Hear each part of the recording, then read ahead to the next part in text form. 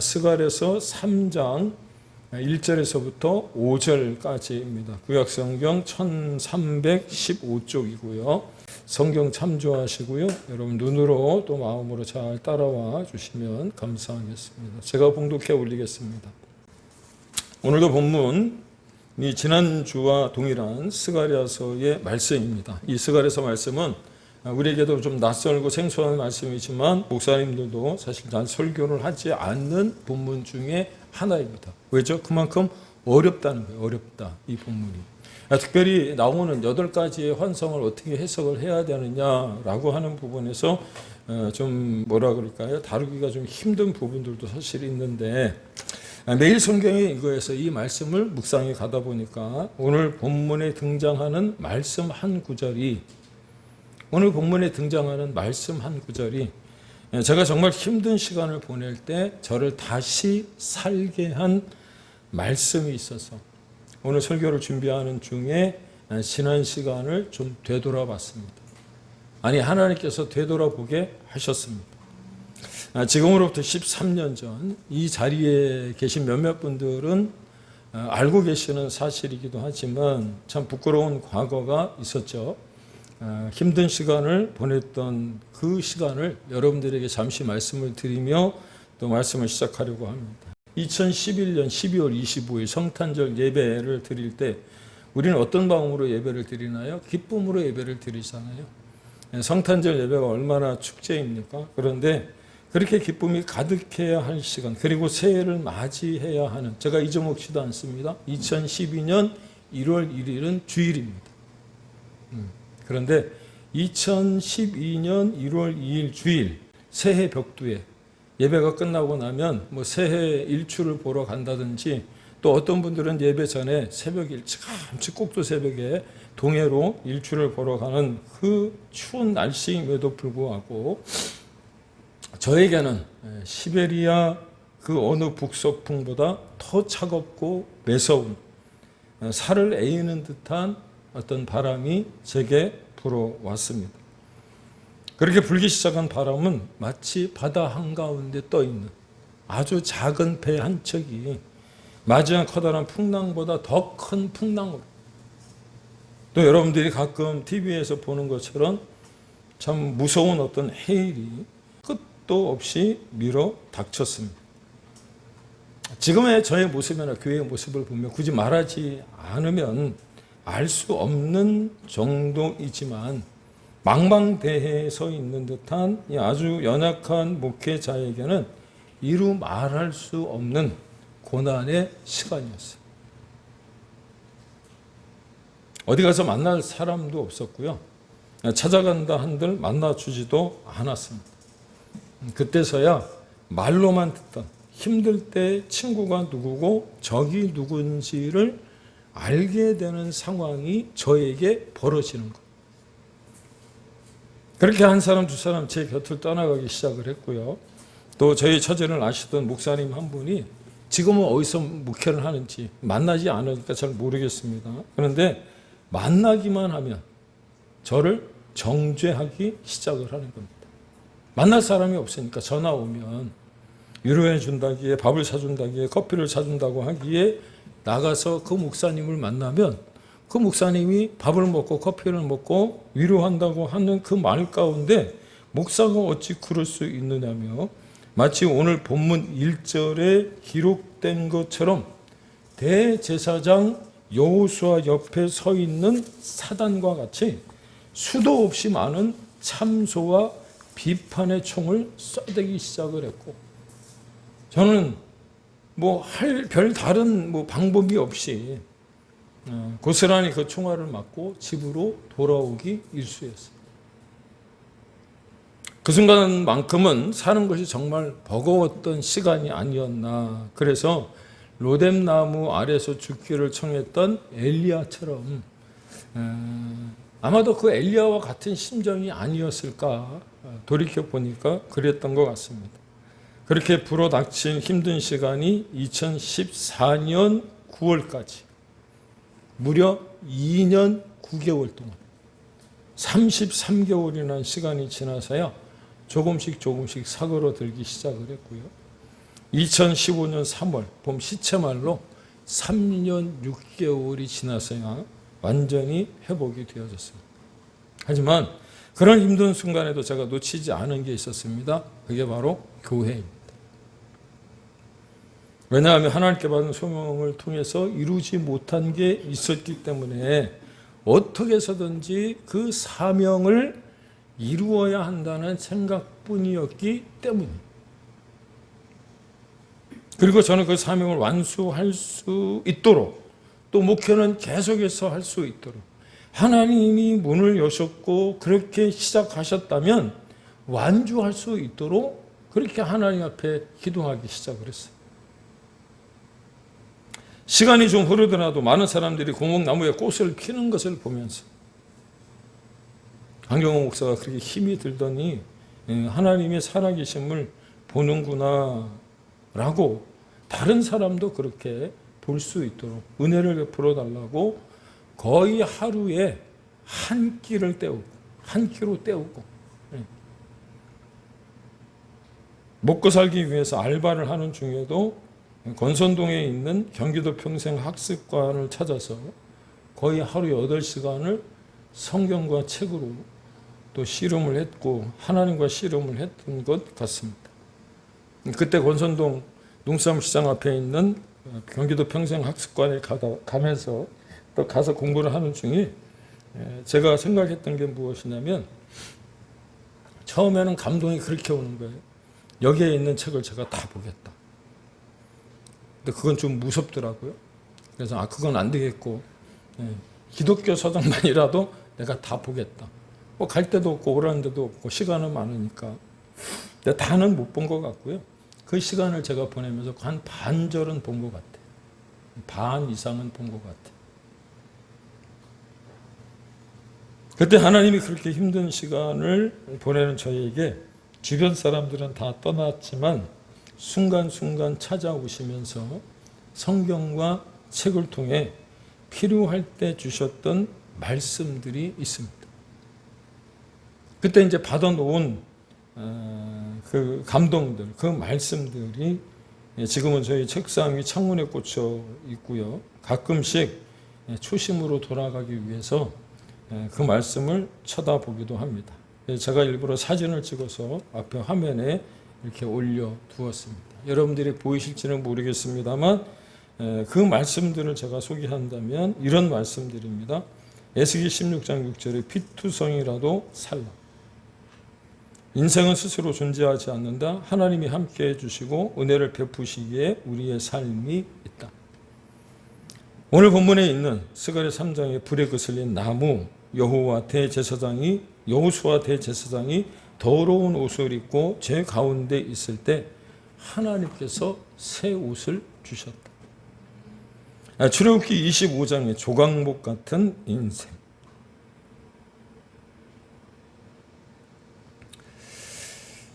다듬어지고 금으로 덮여져야 한다. 그리고 에스겔 37장입니다. 마른 뼈도 살아날 수 있다. 하나님이 권능으로 임재하시고 골짜기 가운데서 생기를 불어 넣으신다. 신명기 11장 29절에 그리심산 축복, 에발산 저주를 동시에 보여주신다. 열왕기상 7장 21절에 야긴 하나님이 세우신 또 보아스 하나님의 능력이라고 하는 기둥 하나님의 다스리심이라는 말씀들을 순간순간 힘든 고비마다 찾아오셔서 주시고는 어느 순간 하나님은 그렇게 저를 통해 하신 일이 있으시다고 세우기 시작을 하시더니 불에 그슬린 나무와 같은 저에게 본문 4절의 말씀처럼 마치 대제사장 여호수아의 더러운 옷을 벗기고 새 옷, 아름다운 옷을 가져다가 입히시고는 하나님의 성전에 세워놓으신 야긴과 보아스와 같은 두 기둥, 그 두 기둥과 같은 여러분들을 만나게 하셨고 오늘 이 자리에 있게 하신 줄로 믿습니다. 그리고 그렇게 본문 가운데 한 구절인 2절 하반절 이는 불에서 꺼낸 그슬린 나무가 아니냐라고 하는 말씀은요,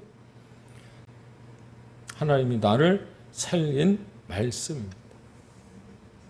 그러기에 바라기는 여기 계신 한 분 한 분 모두가 신앙생활을 하는 중에 제가 받은 고난 빼고 고난은 빼고 역경은 빼고 나를 살리게 하는 말씀 한 구절 정도는 여러분 갖게 되시기를 주의 이름으로 축원을 드립니다.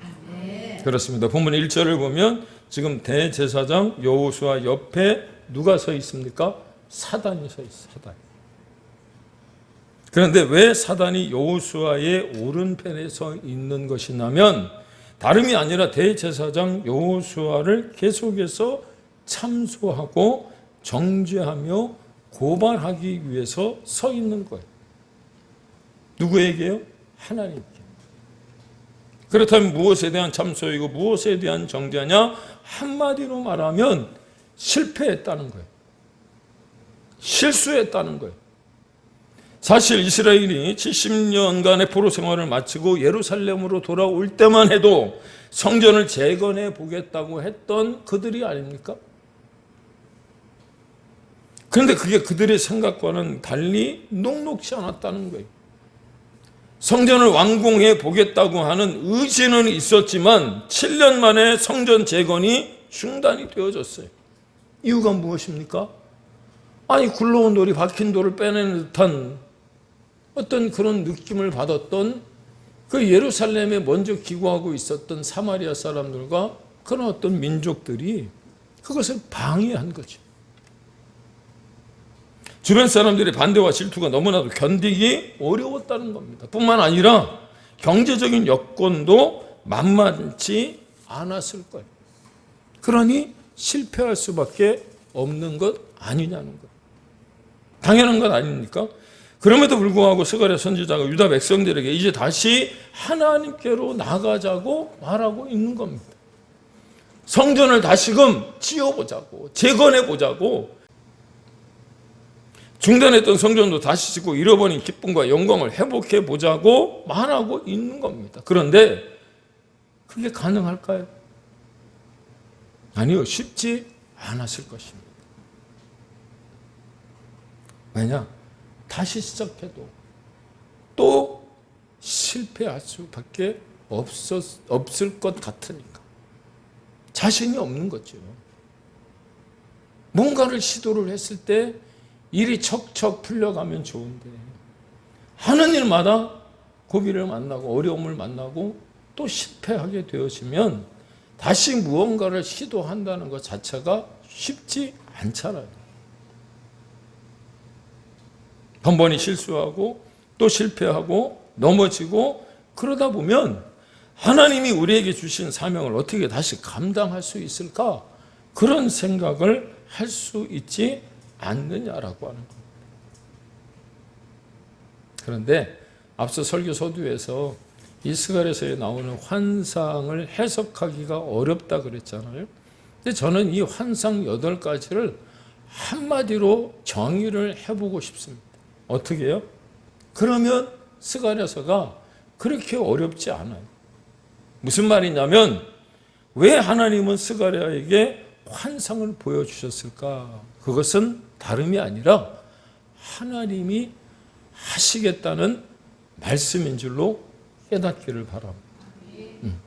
그래서 스가랴서 4장 6절에 우리가 잘 아는 말씀이 한 구절 나오잖아요. 만군의 여호와께서 말씀하시되 이는 힘으로 되지 아니하며 능력으로 되지 아니하고 오직 나의 영으로 되느니라. 믿습니까? 예. 우리는 할 수 없지만, 나는 할 수 없지만 하나님이 아시겠다고 환상 가운데 그것을 가르쳐주고 계시는 거예요. 그리고 그 일을 맡기고자 세우신 한 사람이 오늘 본문에 등장하는 대제사장 여호수아예요. 여호수아. 이 여호수아가 누굽니까? 모세와 더불어서 홍해를 건너 요단을 건너 가나안을 점령해 나가던 그 여호수아가 아니고요. 바벨론 포로 70년을 마치고 이제 예루살렘으로 돌아올 때 대제사장의 역할을 감당한 사람, 바로 여호수아. 우리 착각할 수 있죠. 여호수아라고 하는 이름이 성경 안에 너무 많아요. 그런데 구약식으로 말하면, 구약이 히브리어로 말한다고 한다면 예수님도 예슈아, 여호수아라고 이야기를 해요.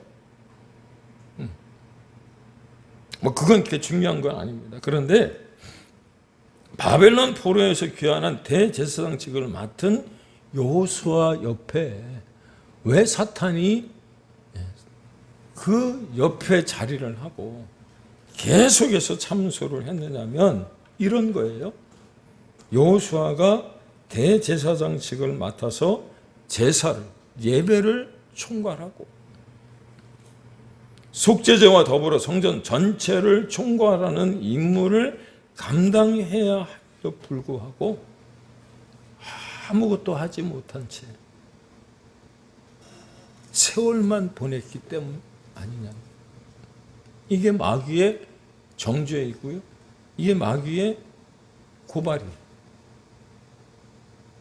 대제사장으로서의 역할을 제대로 감당하지 못한 무능력한 지도자일 수밖에 없다고 하면서 이 사탄이 하나님께 뭐라고 고발을 하느냐면, 하나님, 저자의 몰골을 보십시오. 저자의 더럽고 불결한 어떤 죄인의 모습, 소망이 없어 보이지 않습니까? 심판을 받아 마땅한 것 아닙니까? 죽어야 하는 것 아니냐는 거예요. 벌을 받아야 당연하다는 겁니다. 그런데 이렇게 설교를 준비하다 보니까 마치 제 모습을 보는 것 같았어요. 왜냐하면 거의 33개월 동안 목회자로서 아무것도 하지 못한 채 시간만 보냈기 때문에.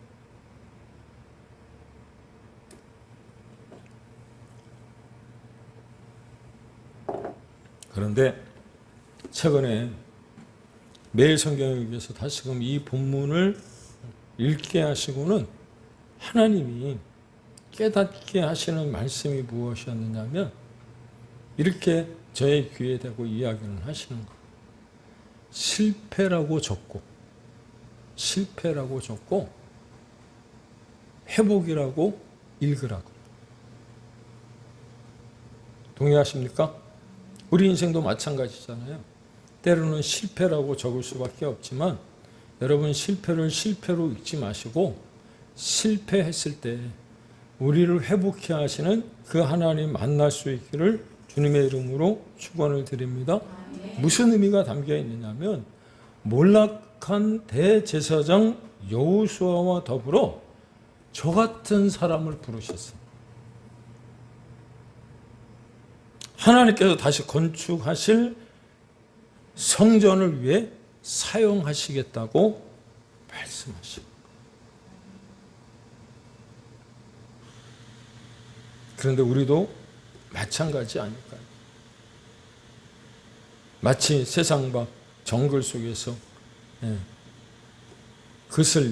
불에 그슬린 나무와 같고 검불이 묻어서 어떤 초췌한 모습으로 여러분 살아가고 있는 우리임에도 불구하고, 그래서 때로는 하나님을 등지고 살아가고 내 마음대로 내가 하고 싶은 대로 그렇게 살고 있었는데요.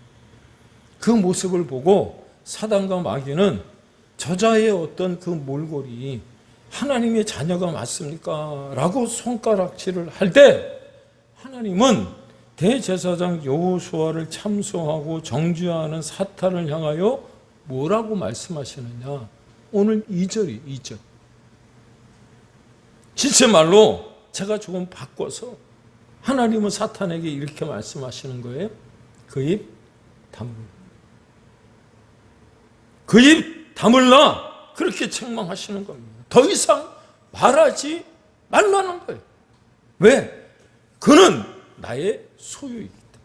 믿습니까? 그는 내가 세운 대제사장이에요.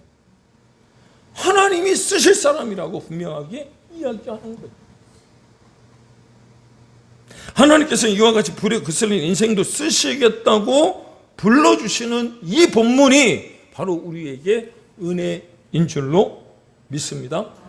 그렇습니다. 우리 모두 다 불에 그슬린 나무처럼 쓸모도 없고요, 예쁘지도 않았던 존재들인데 하나님께서 우리를 불에서 끄집어 주실 뿐만 아니라 우리를 다시 사용하시겠다고 하시는 겁니다. 믿습니까? 이게 복음이고요, 하나님의 은혜와 사랑의 핵심입니다. 그냥 7배나 더한 풀무불에 던져 넣어서 그냥 우리가 사그러들어도 아무 할 말이 없을 것 같은데 하나님은 살짝 불에 거슬리고는 우리를 꺼내신 거예요. 그래서 사실 생각해 보면 우리가 이 땅을 살아가면서 한 번씩 점검해 봐야 할 것들이 있더라고 하는 겁니다.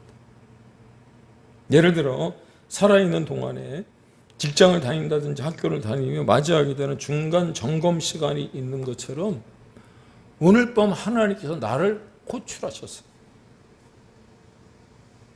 아니, 자고 있는데 하나님이 내게 찾아오셔서 흔들어 깨우며 그동안의 인생을 어떻게 살았는지, 마치 찰스 디킨스, 여러분 이름 들어보셨어요? 요즘에 킹 오브 킹스라고 하는 영화 때문에 다시 조명이 된 예수의 생애라고 하는 책을 쓴 찰스 디킨스가 쓴 성탄절에 아주 유명한 책 하나, 소설 하나가 있죠. 뭡니까? 크리스마스 캐롤. 그 캐롤에 등장하는 구두쇠 스크루지. 그 스크루지 영감처럼 중간 보고 같은 것을 해야 한다면 저와 여러분은 하나님 앞에 정말 떳떳한 모습으로 설 수 있는지 한 번쯤 생각해 봐야 하는 줄로 믿습니다.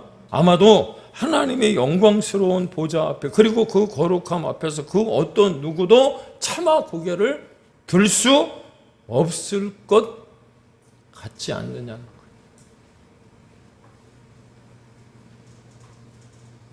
그런데 그렇다고 여러분 주눅들 필요가 없는 줄로 믿습니다. 겁먹지 않기를 바랍니다. 왜냐? 여호수아 뒤에 누가 서 있어요? 여호와의 천사가 서 있더라. 그렇다면 여기 말하는 여호와의 천사는 누구를 지칭하는 것일까? 우리를 변호해주고 두둔해주는 대언자, 지지자, 변호인을 말하는 거예요. 요한일서 2장 1절에 이렇게 기록합니다. 우리에게 대언자가 있으니 곧 의로우신 예수 그리스도. 믿습니까? 그러므로 예수 그리스도 그분이 나의 대언자요 지지자요 변호인이 되시기에, 아멘이신가요? 염려하거나 두려워할 필요가 없다라고 하는 거예요. 여호수아 대제사장 옆에 여호와의 천사가 서서 사탄이 참소하고 정죄하는 중에 하나님이 세워놓으신 천사가 그를 대변해주고요, 변호해주고요, 컴포터, 위로자로 서 있는 바로 그 모습이 바로 우리를 죄악 가운데서 건지신 예수님이신 줄로 여러분 믿으시기를 바랍니다. 실제로 그분이 나를 대신하여 대언해 주고 변호해 주시기 때문에 우리가 얼마나 위로를 받는지 모릅니다. 사단과 마귀는 그들의 본연의 임무를 완수하기 위해서 우리를 참소하고 정죄하지만 오늘 본문에 나오는 환상처럼 예수님께서 하늘 천상 법정에서 여호수아 뒤를 든든히 받쳐주시는 대언자, 지지자가 되어주신 것처럼 여러분 예수님이 우리의 변호사이심을 믿으시기를 바랍니다. 로마서 8장 1절과 2절입니다. 그러므로 이제 그리스도 예수 안에 있는 자에게는 결코 정죄함이 없나니 이는 그리스도 예수 안에 있는 생명의 성령의 법이 죄와 사망의 법에서 누구를요? 나를 해방하였음이니라. 믿습니까? 여러분과 제가 다 허물이 많고 흠집이 있으며 불에 그슬릴 흔적을 가진 존재이지만 하나님이 쓰시겠다는 거예요. 여러분 이 음성 들으시고요. 다시금 용기를 내어 지난주에 말씀을 드렸던 것처럼 은혜의 동의어가 다시인 것처럼 여러분 다시 시작할 수 있기를 주의 이름으로 축복합니다. 마지막으로 앞에 소개했던 말씀 말고 저기에 적혀 있지는 않지만 그때 받은 말씀 한 구절이 더 있어요. 에베소서 2장 4절에서 7절입니다. 궁일이 풍성하신 하나님이 우리를 사랑하신 그 큰 사랑을 인하여 허물로 죽은 우리를 그리스도와 함께 살리셨고 너희는 은혜로 구원을 받은 것이라. 또 함께 일으키사 그리스도 예수 안에서 함께 하늘에 앉히시니 이는 그리스도 예수 안에서 우리에게 자비하심으로 그 은혜의 지극히 풍성함을 오는 여러 세대에 나타내려 하십니다. 믿습니까? 여기에 나오는 단어 중에 큰 사랑이라고 하는 말이 있죠. 이 단어가 우리 교회의 이름을 한번 바꾸게 했어요. 옛 이름을 버리고 하나님께서 나를 얼마나 사랑하시는지를 깨닫고 이 에베소 2장 4절에서 7절의 말씀을 보고 난 이후에 큰 사랑 교회로 개명했던 기억도 있습니다.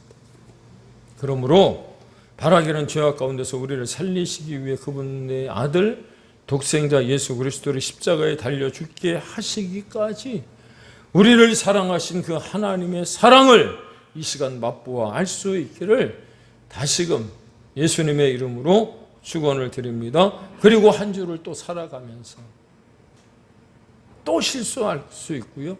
또 실패할 수 있지만 그때 실패를 실패라고 읽는 것이 아니라 비록 실패라고 쓰기는 쓰지만